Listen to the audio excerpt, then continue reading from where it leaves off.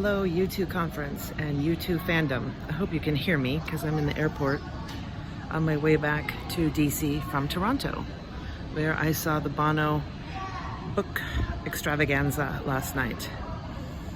I know a lot of information has been shared about the actual show and the songs and the music that he plays and the stories that he tells. So I thought I would go a different direction and share a little bit about the fan experience. If you had been in Toronto, what it would have been like. First of all, Toronto is supposed to be cold in November, and it was not cold. It's very warm, so everyone was taking off their sweatshirts and whatnot. There was a long line to get in where we had to show our QR code and stow our phone in a little pouch. I forget what the company was called, but it's a pouch stowing company. And you stow your pouch in there, and throughout the show, you're not allowed to take out your phone.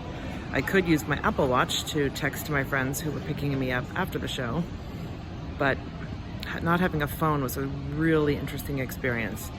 I think everyone naturally reaches for their phone these days in any situation.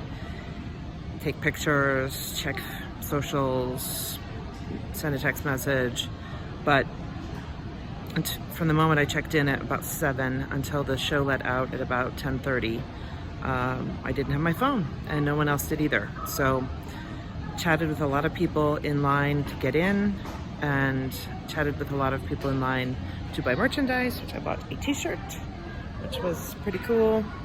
And it's the U2 fandom, so everyone is being polite and calm, and maybe that was also the Canadian aspect, I don't know. Everyone I talked to was Canadian, and a lot of people had come in from Ottawa or other places on train or driving, and every Canadian that I talked to also said they lamented that was the only Canadian show. So the fans were very excited. People in the front were acting like it was a concert, which it is not a concert. It is, I think he said it's a half-man show rather than a one-man show, but it really is a one-man show with 3 fabulous musicians backing him up. He tells stories, he sings songs, you know all of this. I would say the fans were super excited, and we didn't know what we were doing. Were we clapping? Were we standing? Were we sitting? Were we cheering? Were we singing along? Bono asked us to sing along to Pride, I think, and we were not on cue.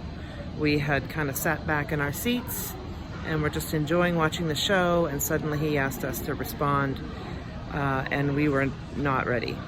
So I think he's also kind of trying to figure out if this is a concert, a U2 show, or a book tour, because it is neither.